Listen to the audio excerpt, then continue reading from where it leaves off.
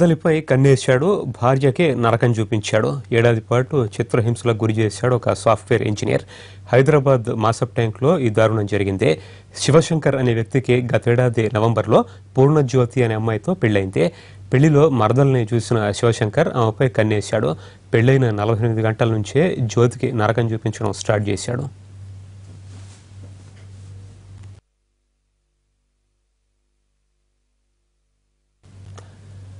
మరదల్నిచ్చి పెళ్లి చేయాలని శివశంకర్ జ్యోతిని వేధించాడు. ఇంట్లో ఒక గదిలో జ్యోతిని బంధించి హింసించాడు. ఇంటి నిండా సీసీ కెమెరాలు అమర్చి ఆమె ప్రతి కదలిక రికార్డు చేసేవాడు. చివరికి బాత్రూంలోనూ కెమెరాలు పెట్టాడు. చెల్లెల్నిచ్చి పెళ్లి చేసేందుకు ఒప్పుకుంటేనే వదిలేస్తానని, లేకపోతే నీ పరిస్థితి ఇంతే అని బెదిరించాడు. ఇన్ని నెలలు మొగుడి చిత్రహింసలో భరించిన ఆమె ఇప్పుడు పోలీసులను ఆశ్రయించింది.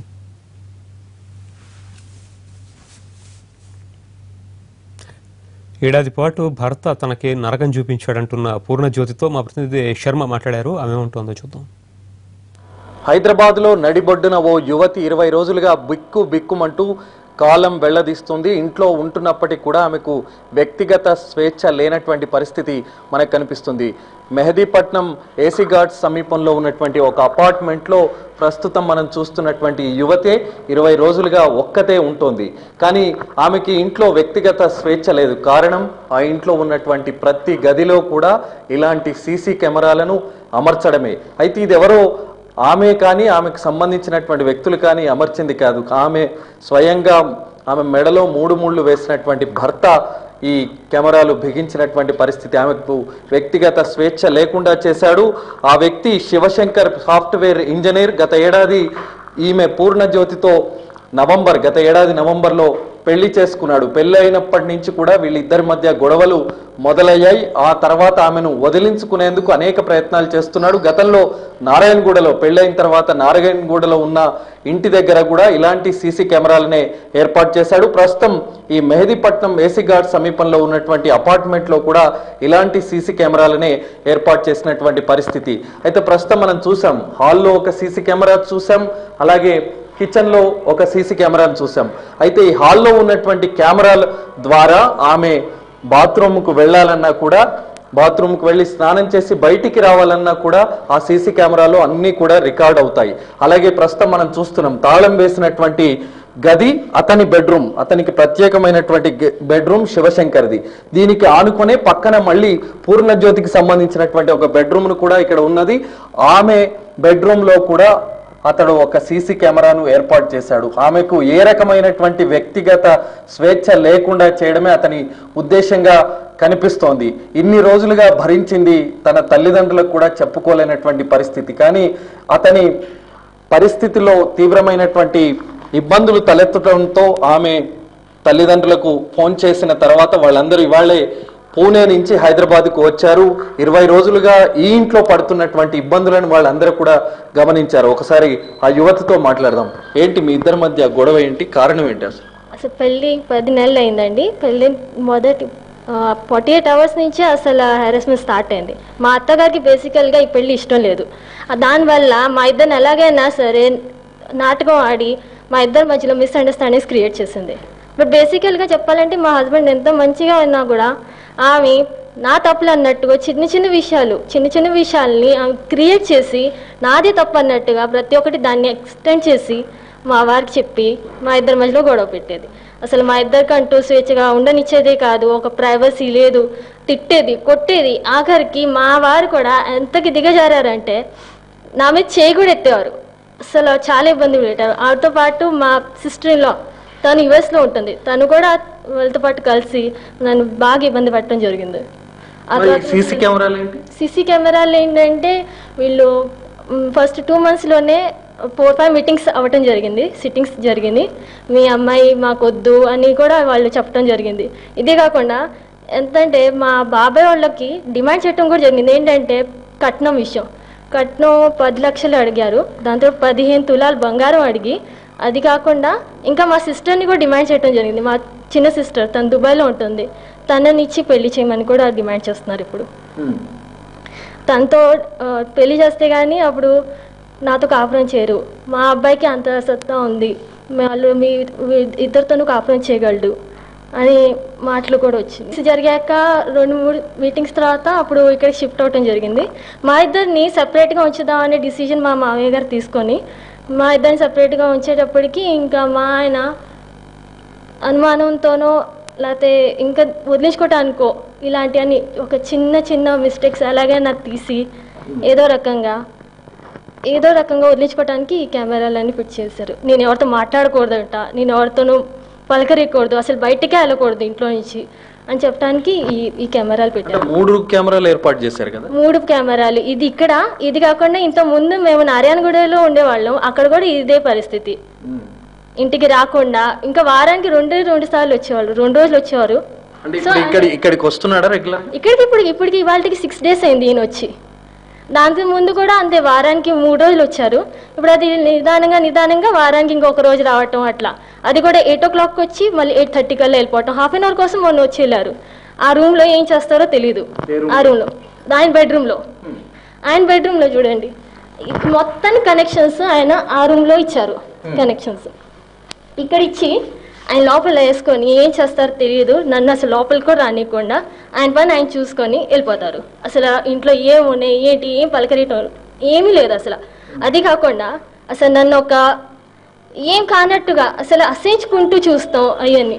ఇప్పుడు ఇలా అంటున్నారు, ఇక్కడ బాత్రూమ్ ఉంది, హాల్లో ఒక కెమెరా ఉంది, ఇక్కడ ఒక బాత్రూమ్ ఉంది, చిన్న బాత్రూమ్, అసలు చేంజ్ చేసుకోవడానికి కూడా లేదు. ఇక్కడి నుంచి నేను బయటికి రావాలంటే అసలు చిన్న బాత్రూమ్ చేంజ్ చేసుకోవడానికి లేదు కదా. ఇక్కడి నుంచి బయటికి రావడానికి అట్లానే నేను మళ్ళీ నా బెడ్రూమ్లోకి వెళ్ళడానికి కూడా ప్రైవసీ అంటూ ఏం లేదు, ఓపెన్గా. ఇది పరిస్థితి. ఇంట్లో సామాన్లు కూడా ఏం లేవా? ఇంట్లో సామాన్లు అయితే అసలు కిచెన్ సామాన్లు ఏం లేవు. ఇవి అంటే నా కిచెన్ సామాన్లు ఓన్లీ 2 గిన్నెలు, చిన్న కటోరీలు ఇచ్చారు.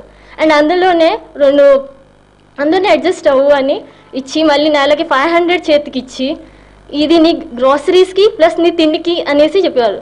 అప్పటికి నేను 1 month తర్వాత నేను కంప్లైంట్ చేశాను. మీరు ఎప్పుడు ఎదిరించలేదా? ఇట్లా ఎదిరిస్తేనే ప్రతిదానికి ఆయన కొట్టడానికి వచ్చేవారు. కొట్టడానికి వచ్చి తల్లిదండ్రులకు కానీ ఎవరికి కానీ ఎప్పుడు కంప్లైంట్ చెప్పలేదా ఇట్లా జరుగుతుందని? వాళ్ళకి ఫస్ట్ చెప్పలేదు. సరే ఇదంతా మిస్అండర్స్టాండింగ్ అత్తవైనా వచ్చింది కాబట్టి ఈయన ఎప్పటికప్పుడు నిజం తెలుసుకొని వస్తారనుకొని నేను కొంచెం పేషెన్స్గా ఉన్నాను. సర్లే ఉంటేలే సర్దుకుంటారులే అనుకొని నేను ఉన్నా. బట్ అది దాటిపోయింది. తర్వాత ఇక్కడికి వచ్చాక ఒకరోజు ఈ విషయం మీదే నేను ఇక్కడ గొడవ పడితే అసలు అట్లీస్ట్ బెడ్రూమ్లో అన్నా తీయండి అంటే నా గొంతుకు తీసుకుపోయారు. అంటే కెమెరాల వైపు చూసి ఆగిపోయారు. మరి ఇక్కడ తల్లిదండ్రులు కూడా ఉన్నారు, వాళ్ళతో కూడా మాట్లాడదాం. మరి ఇన్ని రోజులు మీ కూతురు ఇంత ఇబ్బందులు పడుతుంది, మీకు ఆ విషయం తెలియదా? మాకు కొన్ని విషయాలు తెలుసండి, కాదు ఎక్కువ విషయాలు ఈ పాప మాకు చెప్పకపోవటం. ఎందుకంటే వాళ్ళు ఫ్యామిలీ మంచి వాళ్ళు, బాగా ఎడ్యుకేటెడ్ ఫ్యామిలీ, ఇవన్నీ బాగా చూసుకోగలరు. ఆయన కూడా మాకు చెప్పేటప్పుడు ఏంటంటే మీ ఫ్యామిలీ బ్యాక్గ్రౌండ్తో మాకేం అవసరం లేదు అనే ఒక్క దీనిలో మీ పిల్లని బాగా చూసుకుంటామన్న దీనిలో ఆయన తీసుకొని వెళ్ళి అన్నీ ఆయన వీళ్ళ మాంగారు చేశాడండి. మేము ఆయన్ని నమ్మాం. కానీ వాళ్ళ కొడుకు కానీ వాళ్ళ భార్య కానీ ఇంత దుర్మార్గంగా ప్రవర్తిస్తారని మేము కల్లో కూడా ఊహించలేదండి.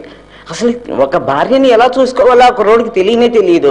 ఒక అత్తగారు ఒక అమ్మ ఏ విధంగా పెళ్లి చేసుకున్న తర్వాత అమ్మగారిని ఎంత ఇదిగా చూడాలో భార్యను కూడా అంతకంటే ఎక్కువగా చూడాలి. అప్పుడే ఈ భార్య అత్తగారిని చూస్తానికి అవకాశం కుదిరింది. అంటే పెళ్లి సమయంలో కట్న కానుకలు అలాంటివి అన్ని ఏమడిగితే ఇచ్చామండి. 10 lakhs అడిగారు, 10 lakh డౌరీ ఇచ్చేసాం. 15 తులాస్ బంగారం అడిగారు, ఇచ్చాము. వెండి సామాన్లు అన్నారు, అవన్నారు ఇవన్నారు, ఏవి కావాలంటే ఇవి ఇచ్చామండి. చివరికి చిన్న కూతురుని ఎవరినో మళ్ళీ పెళ్లి. అదేనండి ఇప్పుడు యాక్చువల్గా అది మాటలు ఎలా జరిగిందో ఏమో తెలియదు. ఈ అమ్మాయితో పాటు ఆ అమ్మాయిని కూడా చేసుకుంటే బాగుండు, ఇద్దరూ కలిసి కూడా ఆ కుర్రోడు చేసుకోగలడు, మాకు కోట్లలో ఆస్తున్నది, ఎన్ని తరాలు 2-3 తరాలు తిన్నా కానీ మాకు సరిపోతుంది. ఆ అత్తగారు ఆ ఆడబిడ్డ ఎన్నో రకాలుగా ఈ పిల్లల్ని మీద టార్చర్ పెట్టి తర్వాత ఈ విషయాలన్నీ కూడా మా బ్రదరు యాక్చువల్గా మేము చాలా దూరంలో ఉంటాం కాబట్టి మా బ్రదర్ విజయవాడలోనే ఉంటారు. అన్ని విషయాలు మా బ్రదరే చూసుకుంటారండి. మా బ్రదర్కి కూడా ఈ విషయాలతో చెప్పేశారు. ఏంటంటే ఆ అమ్మాయిని కనుక మీరు మాకు ఇచ్చి వీడికి 2వ వివాహం కనుక చేసేటట్టయితే ఒక 10 lakhs డిమాండ్ చేసేసి ఇద్దరిని మేము చూసుకుంటాం, మీ ఇవ్వండి అని చెప్పేటప్పటికి మా బ్రదర్ చాలా కోప్పడి ఏంటి ఈ పరిస్థితి ఏంటి అని చెప్పేసి అనేటప్పటికి ఆ టార్చర్ మొత్తం ఈ అమ్మాయి మీద కూడా పెట్టేసి ఈ అమ్మాయిని ఎలా చేశారంటే ఒక శవంలాగా చేసేసారండి. ఏ అమ్మాయి అయినా తన తండ్రి కన్నా ఎక్కువ తల్లికి ఎక్కువ చెప్పుకుంటుంది. అన్ని విషయాలు ప్రతి విషయం అమ్మాయికి నాకు A to Z pin to pin నాకు రిపోర్ట్ చేస్తుంది. ఇక్కడ జరగటం అమ్మాయి ఆలస్యం నాకు అన్ని వచ్చేస్తాయండి.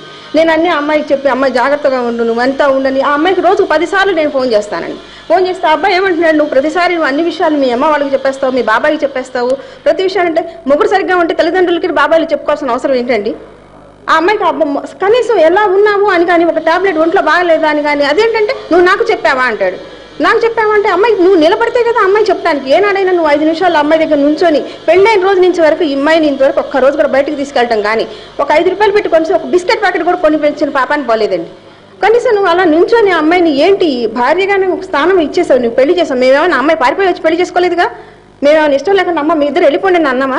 వాళ్ళిద్దరికి సశాస్త్రీయంగా 8 మంది మధ్యలో ఇక్కడ హైదరాబాద్, మేము ఉండేది పూనా, మా వాళ్ళందరూ ఉండేది ప్రేమ వివాహమా? ఏమీ లేదండి, మేము మెట్రోమనీ ద్వారానే ఇవన్నీ కలిసినవి. ఓకే, మేము హైదరాబాద్ వచ్చాం, మా ఫ్రెండ్ వాళ్ళ ఇంట్లో ఇవన్నీ ఫిక్స్ చేసుకున్నాము, అంతా అయిపోయింది. అయిపోయిన తర్వాత వాళ్ళు హైదరాబాద్లోనే మ్యారేజ్ చేయమని మమ్మల్ని ఫోర్స్ చేశారు. చేస్తే మేము ఓకే, మా కష్టం అయితే అయిందని చెప్పి మేము ఉండే పూనా ఉండేది. మాకు ఎంత కష్టం అండి, ఈ 3 ఆడపిల్లలు పెట్టుకొని మేము పూనాలో ఉంటాం. మా ఉన్న బంధు బలగం అంతా తెనాల్లో ఉన్నారు. ఇంతమందిని మేము పూనా హైదరాబాద్ తీసుకొని వచ్చి ఇక్కడ 7 రోజులు మేము హోటల్లో ఉండి అమ్మాయికి పెళ్లి చేసి అన్ని కార్యక్రమాలు ముగించుకొని మేము ఇంత అన్ని ఒక్కటి కూడా మేము వాళ్ళు ఇప్పటికిప్పుడు చెప్పేవాళ్ళు, ఇది తీసుకురండి కావాల్సింది, లేకపోతే ఇది కాదు. చాలా ఆమె అంత కమాండింగ్గా మాట్లాడద్దండి వీళ్ళ అత్తగారు. వాళ్ళ ఆడపడుచు 2వ అమ్మాయి, పెద్ద అమ్మాయి గురించి నేనేం చెప్పలేను, మంచి అమ్మాయి గురించి మాకేం ప్రాబ్లం లేదు. 2వ అమ్మాయి మాత్రం అమెరికాలో ఉంటుందండి. నువ్వు ఇంట్లో నుంచి బయటకు వెళ్ళేంత వరకు నేను అమెరికా వెళ్ళను అని చెప్పేసి తను టికెట్ కూడా క్యాన్సిల్ చేసుకొని ఈ అమ్మాయిని మా మరిది గారింటికి పంపించిన తర్వాత కానీ తను అమెరికా వెళ్ళలేదు. ఆ అమ్మాయి అంత ఫోర్స్ఫుల్గా అన్నమాట ఉండేది. ఎంత అత్తగారు ఆడపడుచు ఓ పక్కన ఈయన వాళ్ళ మామగారు ఫస్ట్లో కొంచెం శాంతంగానే ఉన్నారండి, తర్వాత వాళ్ళ మాటల్లో ఆయన కూడా పడిపోయారు. ఇప్పటి వరకు మీరు పోలీసులను ఆశ్రయించలేదా? మేము ఇంతవరకు వెళ్ళలేదండి. ఫస్ట్ ఇంట్లో కూడా ఈ అమ్మాయి చెప్పింది, అమ్మ ఫస్ట్ డే అమ్మాయి 2-3 రోజులు మమ్మీ ఇక్కడ కెమెరాలు ఉన్నాయి మమ్మీ అంది. అదేంట్రా అంటే, అవును మమ్మీ ఇక్కడ కెమెరాలు ఉన్నాయి, నేను ఇప్పుడే నోటీస్ చేస్తున్నాను, అటు ఇటు నాకు కనిపిస్తున్నాయి అని చెప్పారు. చెప్తే నేను అన్నాను ఇదేంటమ్మా ఇదని చెప్పి మేము అన్నీ చెప్పాం. సరే జాగ్రత్తగా ఉండమ్మా, ఎందుకు పెట్టాడు ఇలాంటివన్నీ అని చెప్పేసి ఆ శర్మ గారు మధ్యలో ఉన్నారండి, ఒక వీళ్ళ ఫ్రెండ్ వీళ్ళ మామగారి ఫ్రెండ్ శర్మ గారు ఉన్నారు. ఆయనకి కూడా మా మరిది ఒకటే చెప్పారు, ఏంటండి ఈ కెమెరాలు ఏంటంటే, ఏముందండి వాళ్ళ ఆయనే కదా చూసుకునేది, ఆ అమ్మాయికి ప్రైవసీ లేదండి, కనీసం స్నానం చేసి వస్తే బట్టలు మార్చుకోవటానికి అంటే ఆయన ఏమంటారు, ఎవరమ్మా చూసేది, ఎవరంటే చూసేది, వాళ్ళ ఆయనేగా చూసేది అని. ఇలా ఆయన కూడా 60 ఏళ్ళు వచ్చిన పెద్ద మనిషి అండి, వాళ్ళ మామగారి వయసు ఉన్న ఆయన ఒక ఆడపిల్లని ఇలా స్నానం చేసి వెళ్తుంటే వాళ్ళ ఆయన చూస్తాడని సమర్థిస్తాడండి. ఈ సీసీ కెమెరాలు అతను తన మొబైల్లో కూడా చూడగలుగుతాడా? అవునండి, ఇక్కడ నుంచి వైఫై కనెక్షన్ ఇచ్చారు, అటు నుంచి ఎప్పటికప్పుడు ఆన్లైన్ చూసుకుంటూ ఉంటారు.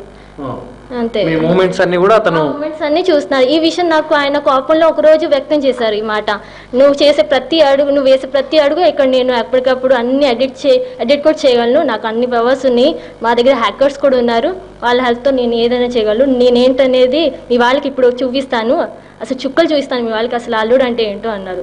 ఒక 1 మంత్ తర్వాత, పెళ్ళిన 1 మంత్ తర్వాత నా దగ్గర నుంచి ఫోన్ లాక్కోవటం, నేను అప్డేట్స్ వీళ్ళకి ఇస్తున్నా అని ఆ ఫోన్ లాగేసుకొని, నువ్వు ఇక్కడ విషయాలన్నీ మీ వాళ్ళకి చెప్తావు కదా, నీ గొంతు పీసుకేసి అవతల పడేస్తాను, మాకు అన్ని రైట్స్ ఉన్నాయి, మళ్ళీ 4 కోసేస్తాను, నువ్వు ఒక్క విషయం కూడా ఇక్కడ చెప్పావంటే రేపు పొద్దున మీ వాళ్ళని పిలిపిస్తున్నావు, మీటింగ్ జరిగిద్ది సెట్టింగ్స్ ముందు రోజు నాకు ఇలా చెప్పడం జరిగింది, వార్నింగ్స్ ఇచ్చారు మా అత్తగారు, నువ్వు ఏమన్నా విషయాలు ఇక్కడ చెప్పావంటే నీ 4 కోస్తుంది, ఇప్పుడే ఉంది, ఇప్పుడు వీళ్ళు కూర్చుంటారు రేపు వెళ్ళిపోతారు, తర్వాత ఉండాల్సింది నువ్వు ఇక్కడే, నీ సంగతి నేను చూస్తాను, నిన్ను ఎంత ఇబ్బంది పెట్టాలో నేను అంత పెడతాను, ఎంతున్నా ఇక్కడ హెడ్ నేను కాబట్టి నేను చెప్పినట్టుగానే వినాలి, వాళ్ళకే వాళ్ళు ఉంటారు వెళ్ళిపోతారు.